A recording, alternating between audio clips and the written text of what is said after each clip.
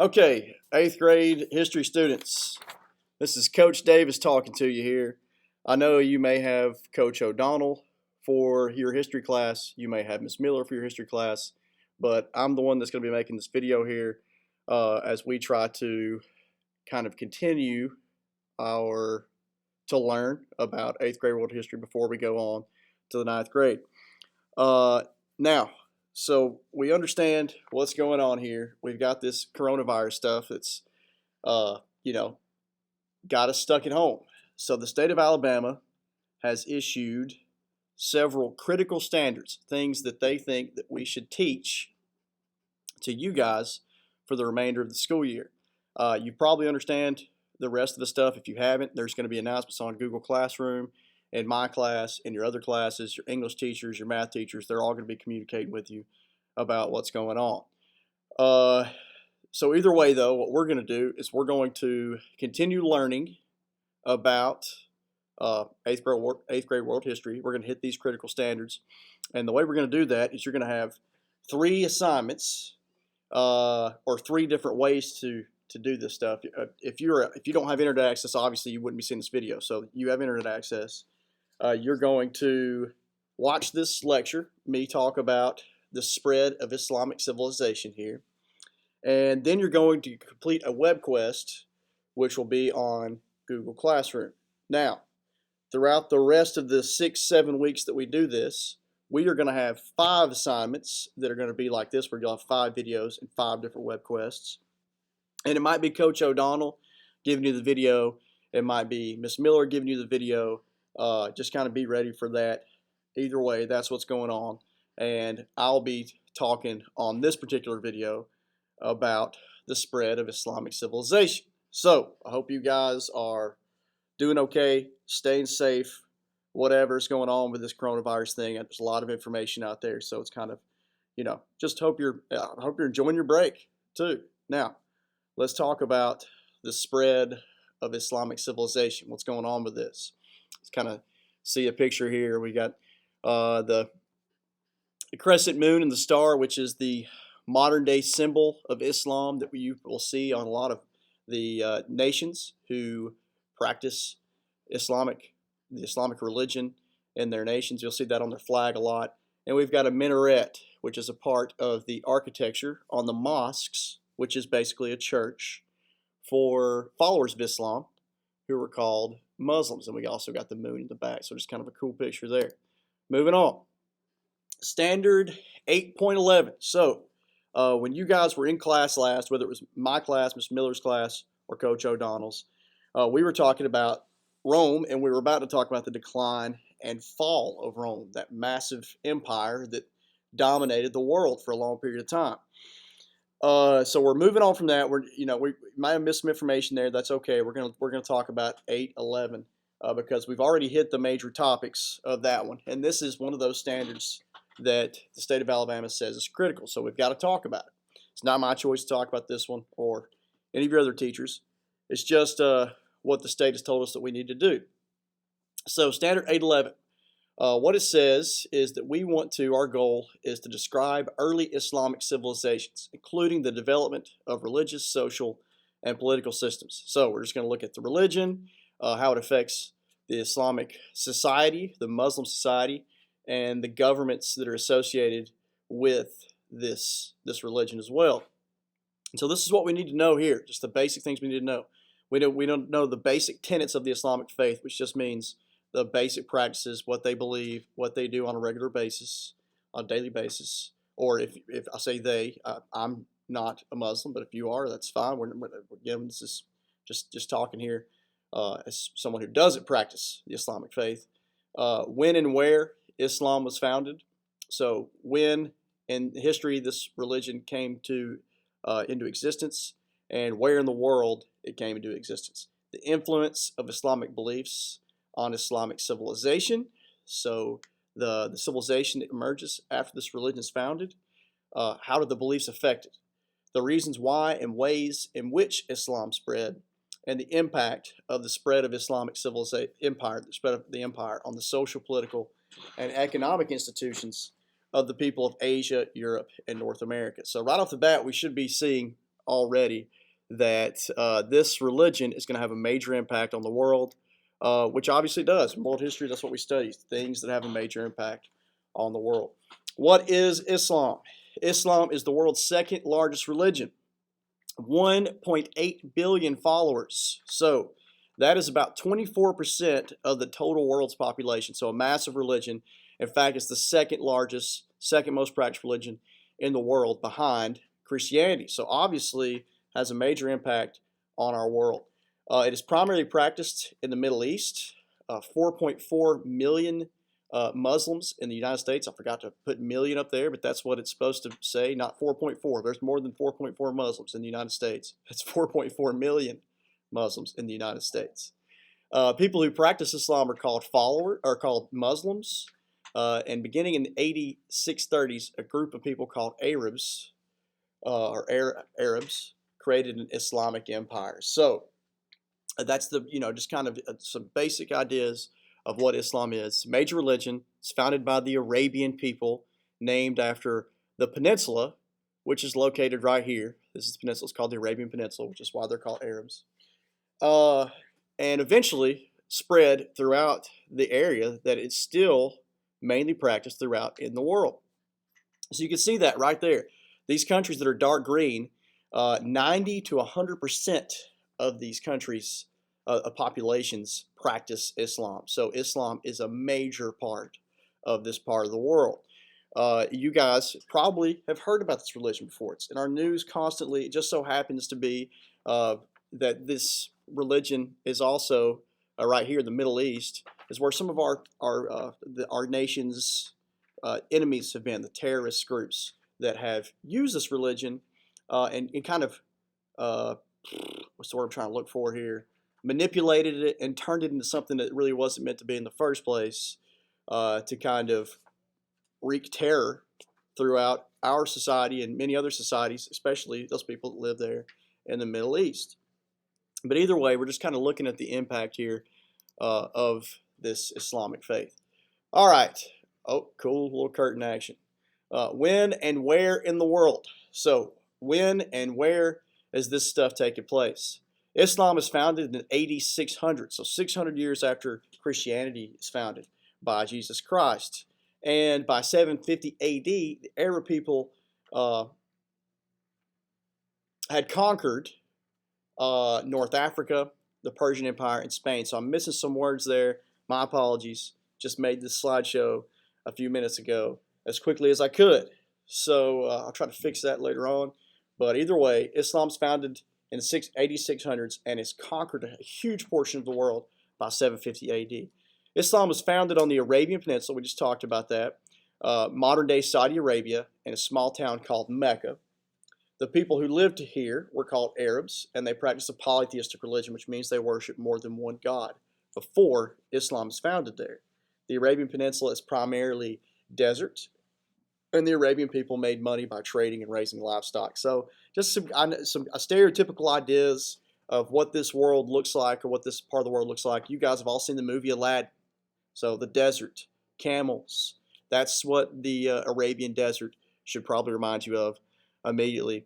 And the way that these people survive primarily is by raising different types of animals and by trading in caravans, which are just long stretches of camels that are carrying goods. Here is the Arabian Peninsula, the modern day country of Saudi Arabia. Today, super wealthy because of oil and a major power throughout the world because of that as well.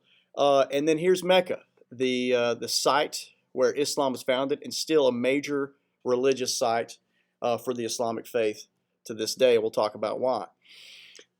This is the Umayyad Caliphate. So this is basically after Islam is founded. We're going to talk more about this as we go through the slideshow. But as Islam is founded, it created an empire, a government is created around this religion. A society is created around this religion, and it spreads throughout the world. And not just the religion, but also this nation that's called a caliphate. And here it is at the height of its power, just 150 years, or even less than that, 100 years after Muhammad's death. We see these people, or this civilization, just conquer the world. So quite an amazing conquest by this Islamic civilization And here, like we said, is kind of some stereotypical images, what we might think of when we think about this part of the world. This is the common dress of the Arabian people, and a camel, which is the mode of transportation through the desert for a lot of these people who are going to be trading thousands of years ago. All right, a new faith. So these Arabs, they do not practice Islam. They practice polytheistic religion where there's multiple gods, and it kind of circles around this rock called the Kaaba, which is a holy shrine. A lot of mystic ideas, a lot of different ideas about the Kaaba and what its source is. But we're not really focused on that. We're focused on Islam here. So Islam is founded by a trader named Muhammad. He's just an ordinary guy. But he kind of looks around at society and he sees that he doesn't like some things about the Arab society around him. He thinks that people are selfish. He thinks that there's a lot of greed. He thinks that the rich do not look out for the poor. So he has a problem with this. Muslim tradition says that in 610 AD, Muhammad has a vision that calls him to preach Islam. So he has this vision, and this word Islam means submit to the will of Allah. So Allah means God in the Arabic language. We're going to refer to that word quite a bit. So when we say Allah, we mean if you're a Muslim practicer, if you're a practitioner of Islam, the God in that faith.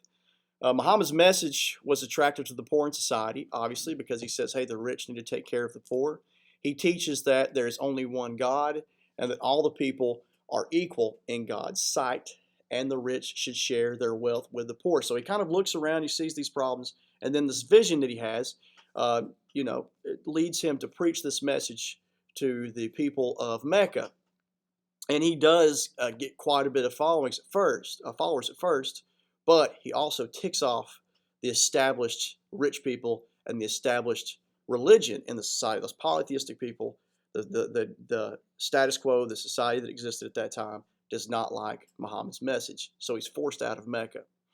He goes to found a new city 50 to 100 miles south, I'm not sure exactly, of Mecca, called Medina. And Muhammad begins to form a nation here.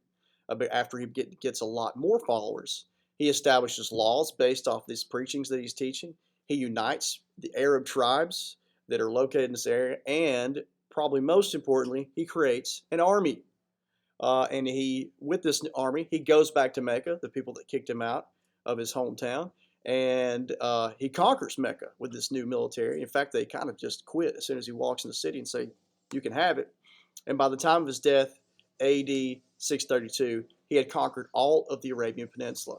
And this is the beginning of not just this new faith, but also the beginning of this new nation, this new Islamic empire. Remember, an empire is any type of government that conquers other types of people. And in this case, the followers of Muhammad are going to conquer these Arab tribes. And they're going to kind of either force, or even the message of Muhammad is going to be attractive enough to force that these people are going to convert and become a part of this Islamic nation. All right, here's a picture of Muhammad, and we're going to talk quickly about the practices of Islam, the basic tenets, the basic beliefs that these people have, or if you're an Islamic follower, that you have. The holy book of Islam is called the Quran. Muslims believe the Quran is the written word of Allah. This is important to understand right here, because there's no room for interpretation if you're a Muslim here. Basically, what's written in the Quran is the spoken word of God. God doesn't write it down.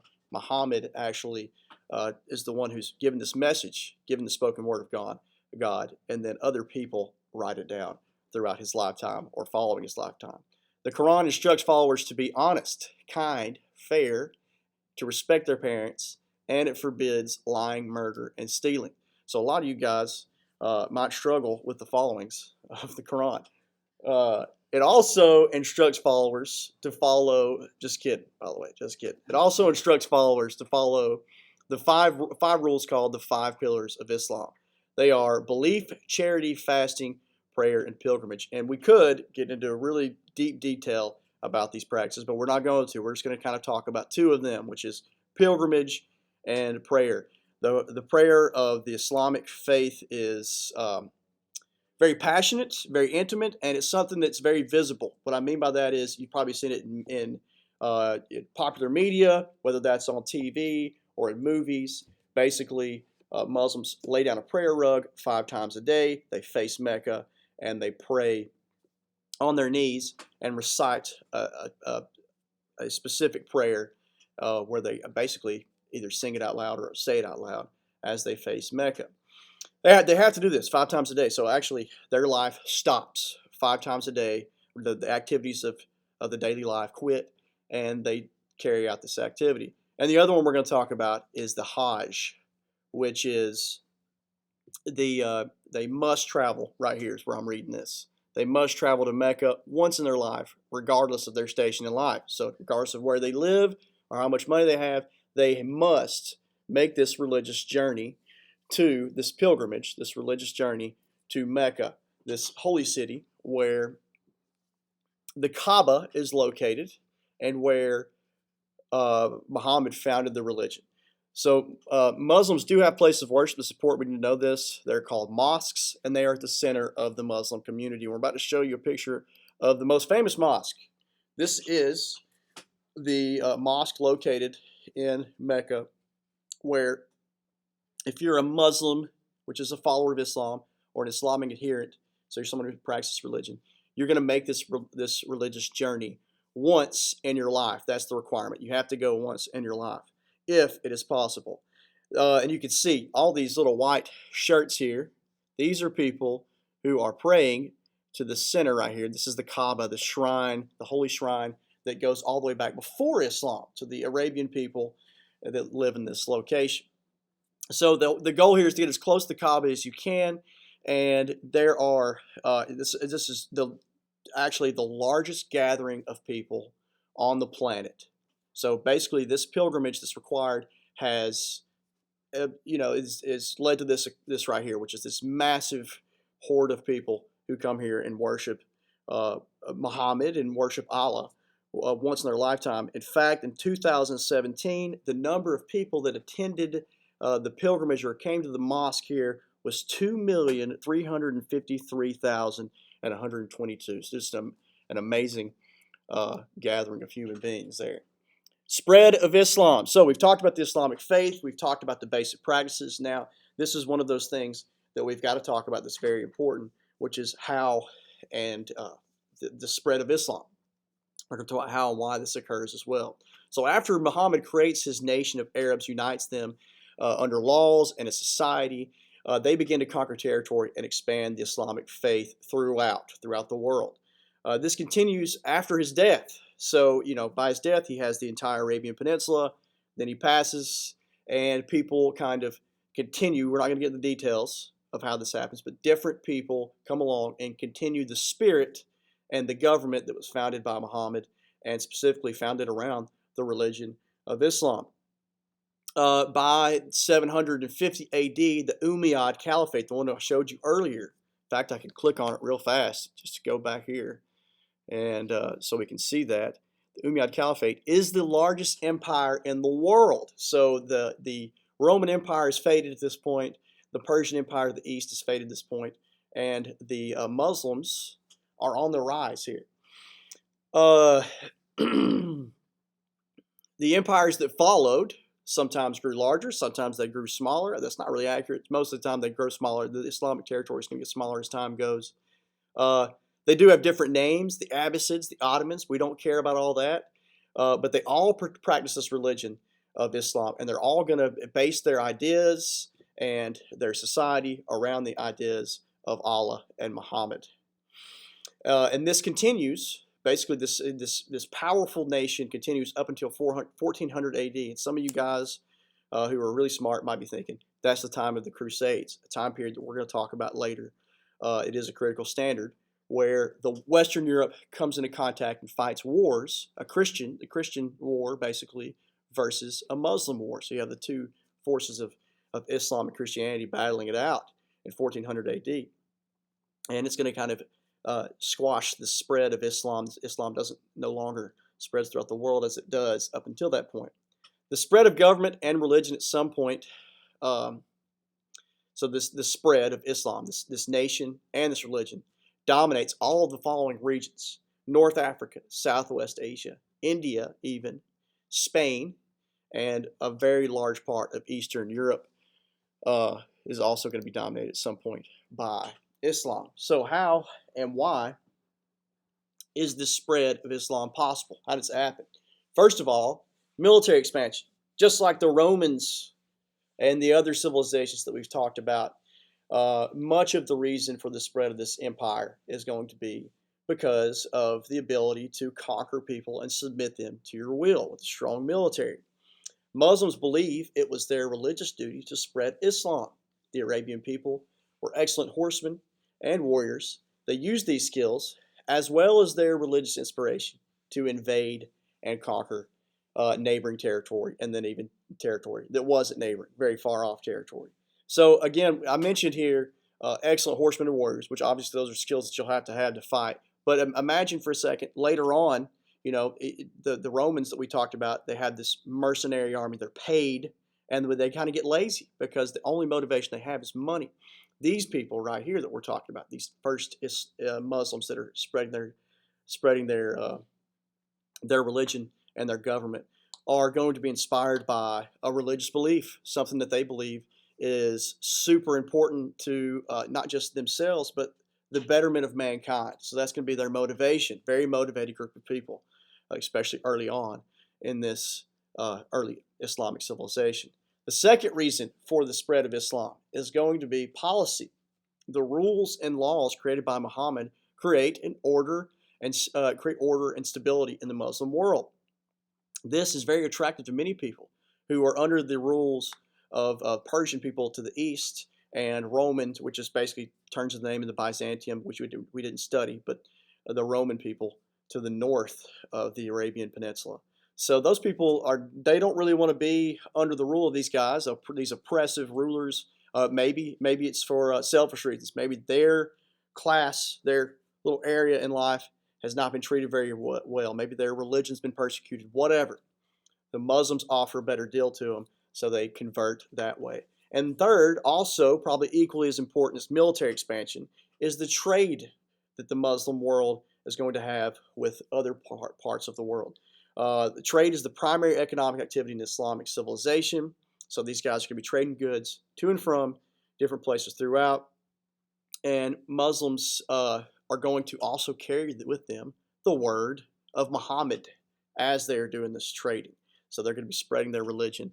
And eventually these people are going to want to become a part of this caliphate, which is the name of this empire. And here we have a picture of what a Muslim warrior might have looked or probably looked like at this time. We see the common dress. There are a lot of restrictions or not restrictions or guidelines on how a Muslim person should dress. And you guys can look that stuff up on your own here. We're not going to get into details there, but these guys are excellent warriors, and they're able to force people to kind of adopt their principles if they wanted to or not. The Islamic world. So what's the result of this spread is what we're looking at here. So we've got a new faith. This faith that centers around the Quran. The people there, they worship at mosques. They are trusting their prophet, who is Muhammad, and they worship one God, which previously they worshiped multiple. Now they worship one. It's a monotheistic religion, the belief in Allah. And then we see this religion spread vigorously, very quickly throughout the world.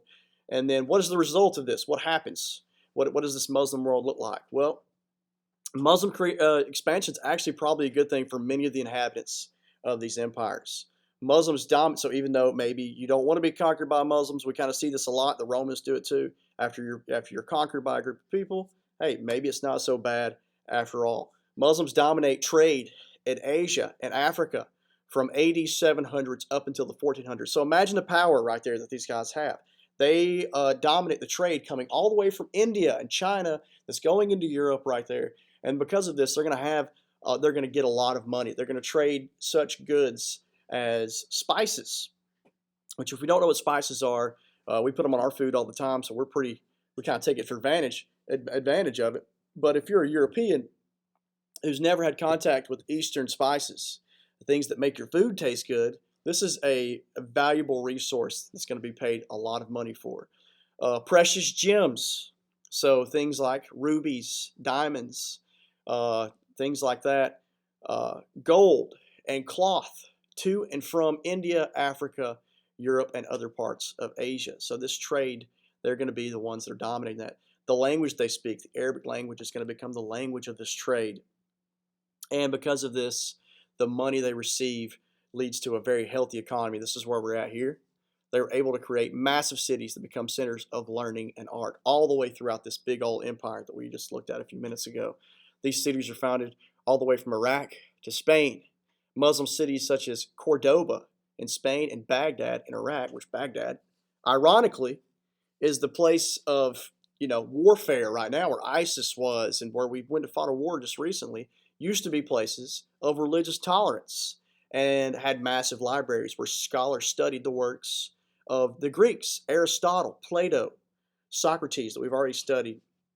And they learn and really dive deep into topics such as law, medicine, science, mathematics. And I put medicine on there twice. So important. I wrote it twice. What we have to understand here too is after the fall of Rome, we didn't really study this, but all this information here that used to be spread throughout the world, spread by the Greeks and by the Romans, it kind of fades out in Western Europe. Groups of people who don't value these things kind of come into power. And literally, most of the people in Europe at this time, where the Muslims and the Islamic civilization are kind of contributing to these things, much of the world in Western Europe that we kind of look at as the fathers of our culture, they are not doing this. They're not studying math. They're not studying law and science. They're focusing on other things. Not necessarily bad, but it's definitely different from what we think of. And we kind of thank the Islamic world for kind of continuing these practices that allow where the Western Europe kind of picks up on following the Crusades. Muslim contributions. So we talked about the practice, we talked about the spread, we talked about how and why the spread occurs, and then we talked about the results of this spread. So this is kind of the thing that we kind of understand. What are some of these contributions that the Muslims are giving the world that, from this studying, as they continue to learn and continue to progress human civilization? What are some of the things that they provide? Well, first of all, you have to understand that anytime we have throughout history a time of human growth, where we have things like art, literature, science, technology moving forward, it usually is associated with these qualities right here, which means the stability. That you have a stable and a wealthy economic society. So basically, that means you don't have people killing each other. There is justice. There's fairness. People are generally free to say and think what they want to think, say what they want to say, think what they want to think, and they got money in their pockets, so they can actually invest in these ideas moving forward. So the stability and economic prosperity of the Muslim world allows them to make many contributions to science, mathematics, medicine, literature, art. We've already talked about that, so let's move on. Some of these important contributions were the House of Wisdom. House of Wisdom is a massive library located in Baghdad, Iraq, and it is the place where the Greek works, the scholars of Aristotle and Plato, those works are preserved, and people basically from all over Persia, all over the Middle East, all over North Africa and Europe come to this place, this House of Wisdom, to learn about these Greek teachings and to kind of advance things like medicine, astronomy, all of the things that were mentioned there before. The astrolabe. Muslims improved this tool, which was used by the Greeks to determine a sailor's location at sea. So they look up at the stars, they use this device, and to calculate their exact location. So an ancient GPS system. And Muslims even kind of further this tool. They use it for the same purpose. They make it more accurate. And they use it even to determine the distance around the Earth, how large the Earth is. And according to them, they use these calculations to determine that the earth was round, which, as we know, has been kind of was probably a radical idea at the time. Sure, there were a lot of people who believed the earth was round, but there were still who felt like the world was flat. Algebra. So if you guys who have algebra or are going to have algebra and hate it, you can thank Al-Khwarizmi. Can't say his name. I probably mispronounced it. Sorry if I did. The Persian scholar who invented algebra. In fact, the numbers 0 through 9 are still called Arabic numerals to this day. The canon of medicine. To me, this is super impressive. I always put it on here, whether you guys think it's interesting or not, because this guy, Ibn Sina, who's a Persian doctor, described how diseases are spread way before people understood how germs worked. He was the first one to basically kind of say, hey, we have germs, guys, and this is how diseases are spread. And analyzed hundreds of different medicines in the canon of medicine. So he not only does that, he also prescribes remedies. He also is one of the first guys to set up medical clinics and pharmacies to take care of the sick. And previously, before this, it's believed by much of the Muslim world that bad blood, literally blood in your body that's considered bad, is what is causing sicknesses. And they even believed it caused things like depression and mental illness as well. Arabian Nights is a book. It's a collection of folk tales told by the Arabian people. You've probably heard of it. And I know you've at least heard of one character, the story of Aladdin, probably one of the most famous from this collection of tales. So if you've seen the most recent Disney production of Aladdin, or the old one that myself and Coach O'Donnell and Miss Miller watched when we were kids. But yeah, Aladdin comes from Arabian Nights. And then the Taj Mahal. This is a contribution to architecture here. The Muslim ruler of India built the Taj Mahal for his deceased wife. So basically, it's this massive tomb. As many of you guys have heard of the Taj Mahal, you don't realize it. We're going to look at a picture of it here in just a second. But the building is built in the Islamic style of architecture. It was constructed of precious stones and marble, but it's still to this day is extremely expensive rock, extremely sought after material. Today, it is a major tourist destination. So let's take a look at least a couple of these contributions here. This is an ancient depiction of scholars studying at the House of Wisdom, studying the works of Aristotle and Plato. And here's the astrolabe. Now, if I knew how it worked, I would explain it, but I'm not smart enough. So go look up on the internet if you're really curious how this device works mathematically to determine your location by looking at the stars. I don't know, but it is something that's very interesting. We can imagine, again, an ancient GPS system. We think of that as recent technology. And then the famous Taj Mahal, considered one of the wonders of the world. Beautiful building, made, again, of marble. The leader of the Muslim Empire, this would be the Mughal Empire, the Muslims, was a Muslim empire, but it conquered India. It's located in Agra, India today. Built this as a mausoleum, a tomb, like we said before, which is something we don't necessarily think of, for his deceased wife. So heartbroken over his wife's death, he built this beautiful, dedication to her, this memory of her here. And we can see these are minarets here that we'll see from in all of the mosques, most of the mosques that you'll see throughout the world. And then the dome buildings, these are all just iconic things that we'll see when you associate immediately with Islam. All right, guys. That's it. We're done learning here as far as the lecture goes about the about the Islamic faith and the spread of Islam. Now, what you're going to do is Miss Miller is going to post, and I'm going to post it on my Google Classroom account, Coach Donald as well. She's going to create a web quest. It's going to have questions on there. You guys need to read and complete it. So what's your motivation for doing this? Your motivation is to continue learning about things that are important, to continue honing the skills of reading and writing, especially you students who are going to be pre-AP. That WebQuest is basically a big, giant document-based question. And, coronavirus or not, we're going to get started back on this stuff in August, back on school in August. So you pre-AP guys, you definitely need to be focused on those skills so that we can and this is non-pre-AP too, so that we can make good scores on the ACT test and acquire information that's just important to have. All right, that's it, guys. Good luck on the web quest.